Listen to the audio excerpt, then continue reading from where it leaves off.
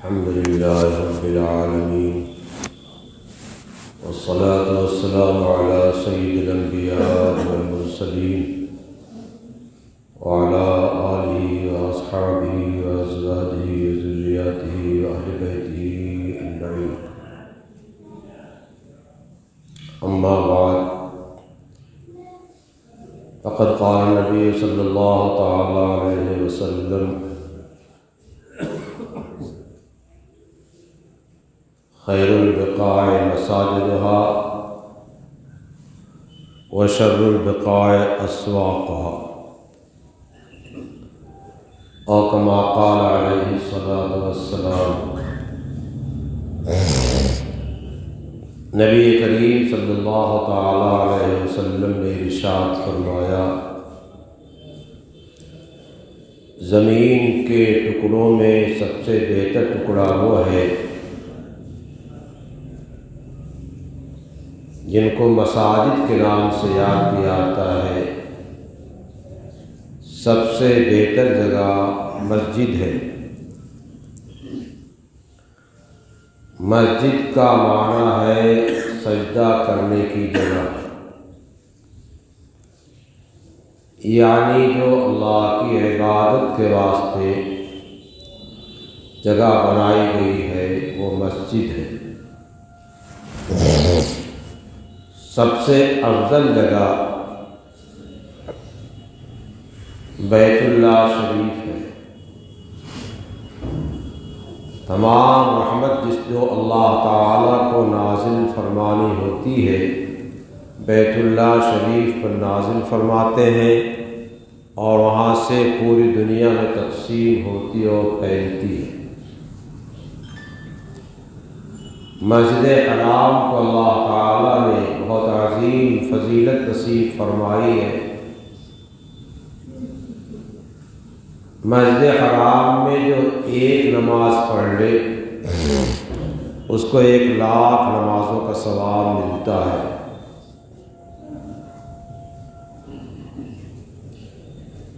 مسجد مدینہ میں جو نماز پڑھ لے اس کو 1,000 نمازوں کا ثواب ملتا ہے۔ بعض روایتوں سے معلوم ہوتا ہے کہ 50,000 کا ثواب ملتا ہے۔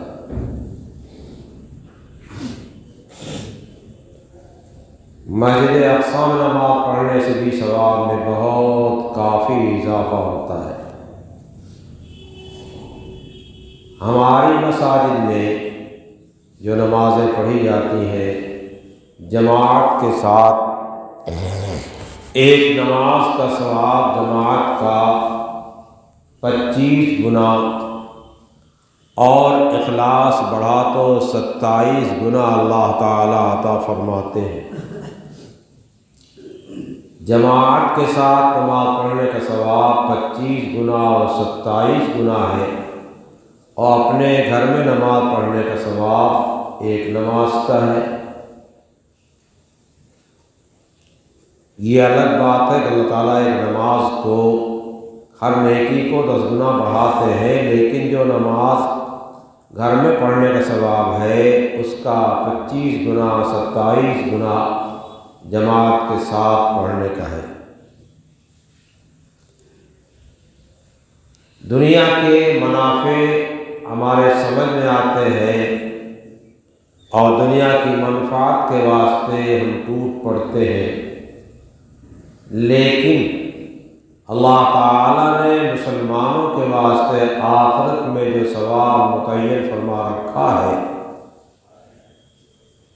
جس کے دینے کا اللہ پاک نے اپنے نبی کی زبان سے وعدہ فرمایا ہے۔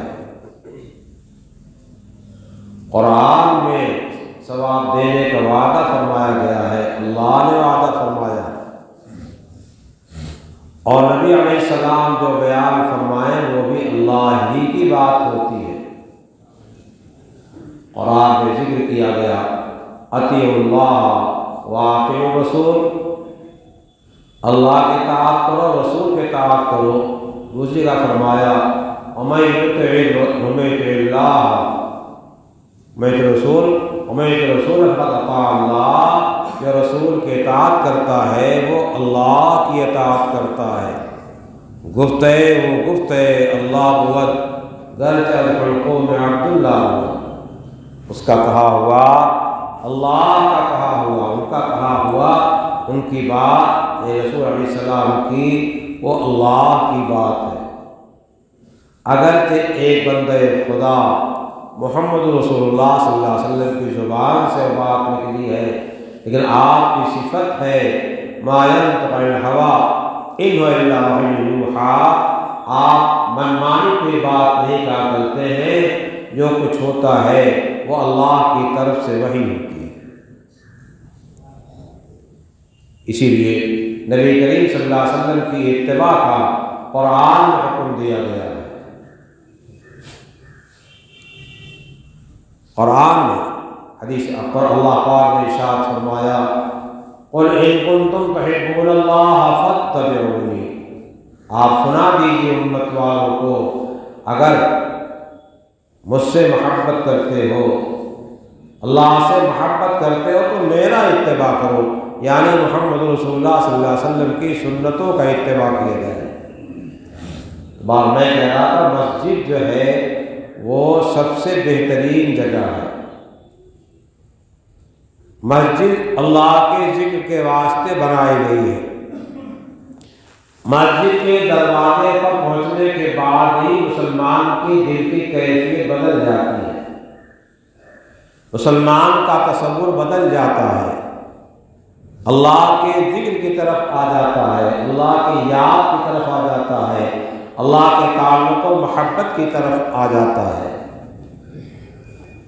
اب زبان کی بھی حفاظت کرتا ہے، آنکھ کی بھی حفاظت کرتا ہے، اپنے دل دماغ کی اعضاء و جوارح کی بات کرتا ہے، اللہ کے گھر میں پہنچ کر کے اللہ کی نافرمانی نہیں کریں گے۔ جس طریقے سے مسجد اللہ کا گھر ہے اسی طریقے سے پوری زمین اللہ تعالیٰ کی ہے۔ زمین کے کسی حصے کسی چپے پر گناہ کرنا اللہ کو پسند نہیں ہے۔ مسجد ہمیں سبق سکھاتی ہے، نماز ہمیں سبق سکھاتی ہے۔ جس طریقے سے مسجد پہنچ کر کے جب اللہ یاد آ گیا تو گناہ چھوڑ دیا، اسی طریقے سے دنیا میں چلتے پھرتے کسی جگہ بھی رہے اللہ یاد رہنا چاہیے۔ حدیث پاک میں آتا ہے مثل الذی یذکر ربہ والذی لا یذکر مثل الحی والمیت، جو اللہ کو یاد کرتا ہے اس کی مثال زندہ کی ہے، اور جو اللہ کو یاد نہیں رکھتا ہے اس کی مثال مردہ کی ہے۔ جس وقت میں ہم گناہ میں مبتلا ہوتے ہیں، اپنی آنکھ کو غلط جگہ ڈالتے ہیں، نامحرم پہ ڈالتے ہیں، اپنی زبان سے بھی گناہ اور معصیت کی بات کرتے ہیں، گالی بکتے ہیں، کسی کو زبان کے ذریعے سے بلا وجہ ڈراتے اور دھمکاتے ہیں، تو اس وقت میں ہم غافل ہیں، ذاکر نہیں ہیں۔ اگر ذاکر ہوتے تو ہمارے ذہن میں یہ ہوتا کہ اللہ دیکھ رہا ہے، سن رہا ہے، اور ہم اللہ کے بندے ہیں، اللہ کے حکم کے تابع دار ہیں، ہمیں اعضاء و جوارح کو اللہ کی مرضی کے مطابق استعمال کرنے کا حکم دیا گیا ہے۔ ہم اور ہمارے سارے اعضاء و جوارح اللہ کی ملکیت ہے، ہماری ملکیت نہیں ہے۔ اگر یہ تصور رہے گا تو اسی کا نام ذکر ہے۔ اللہ یاد ہے تو آنکھ بھی صحیح، زبان بھی صحیح، اعضاء و جوارح بھی صحیح۔ جی چشم بند ہو، لب بند ہو، گوشت بند، آنکھ کی حفاظت کر لو اور ہونٹ اور زبان کی حفاظت کر لو، کان کی حفاظت کر لو۔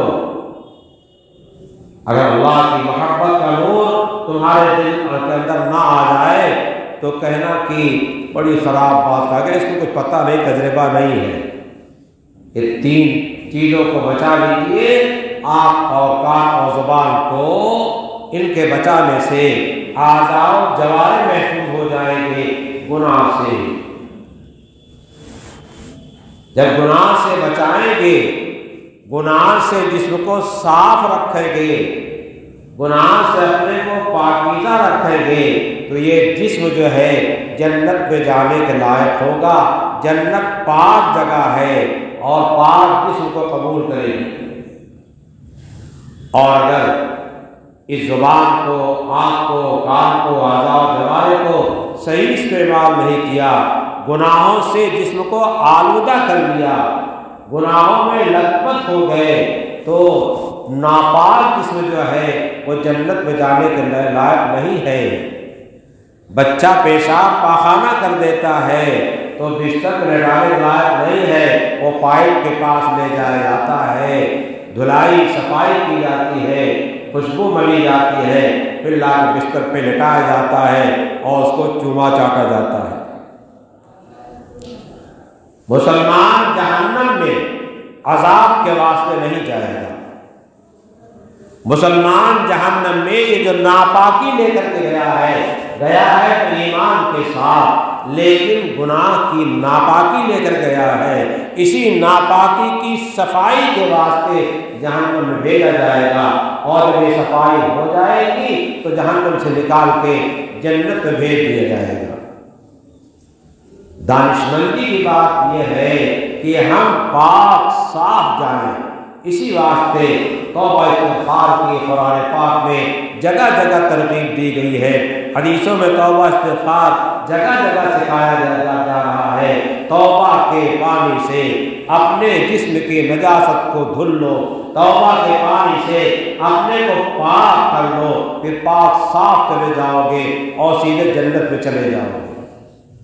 جنت اللہ تعالیٰ نے اہل ایمان کے واسطے بنائی ہے، اگر ایمان کے ساتھ چلے گئے تو مسئلہ جو ہے آسان ہے اور ہم کامیاب ہوئے۔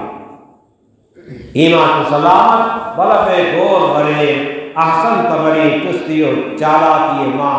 اگر ایمان ہم دنیا سے سلامت لے کر کے قبر تک چلے گئے تو تم کہنا واہ واہ شاباش، بازی مار لے گیا، یہ تو بازی مار لے گیا۔ ایمان پہ خاتمے کی اللہ تعالیٰ سے دعا کرنا چاہیے، اگر ایمان پہ خاتمہ ہو گیا تو آگے مغفرت تو ہونی ہی ہے۔ اللہ تعالیٰ گناہوں کے ساتھ اگر ہم جائیں گے تو چاہیں گے تو معاف کر دیں گے، اور چاہیں گے تو جہنم میں دھلائی کے واسطے بھیج دیں گے، اور نہ وہیں سے صاف کر کے جو ہے جنت میں بھیج دیں گے۔ اللہ کی مرضی، اللہ کی مرضی ہے۔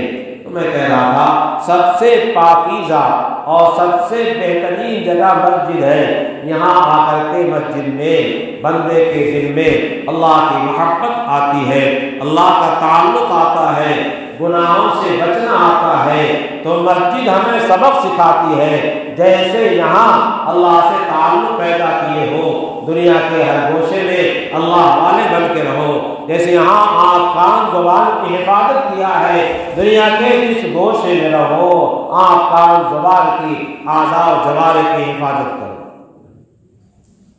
گناہ سے بچو۔ جمعے کے دن جب جمعے کی اذان دے دی جائے، اذا نودی للصلاة من یوم الجمعہ فاسعوا الی ذکر اللہ، اذان ہو گئی تو ذکر اللہ کی طرف چلو۔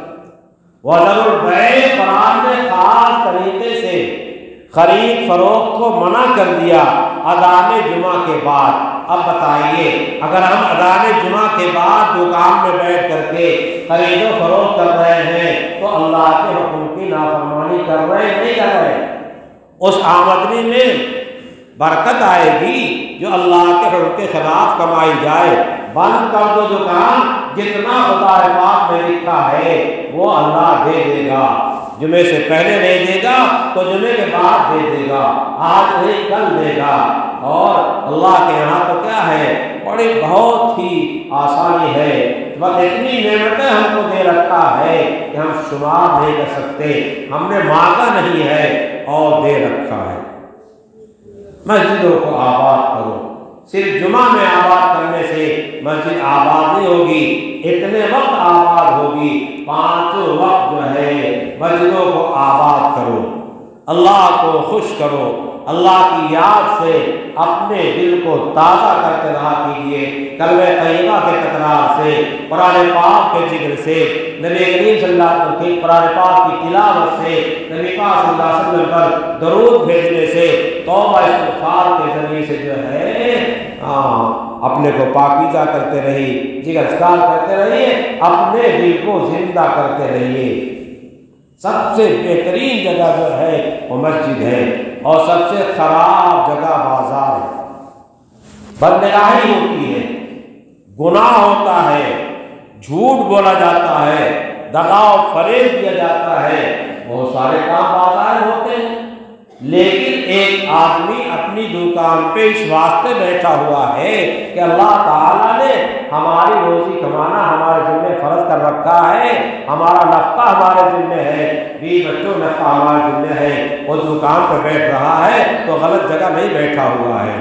ایک آدمی اپنے گھر کے خرچ برچ کے واسطے، ضروریات کے واسطے بازار میں جاتا ہے، اپنا کام کر کے چلا آتا ہے، تو وہ گناہ والا کار نہیں، وہ تو اپنے اللہ کے نزدیک ثواب والا ثواب کمانے جا رہا ہے۔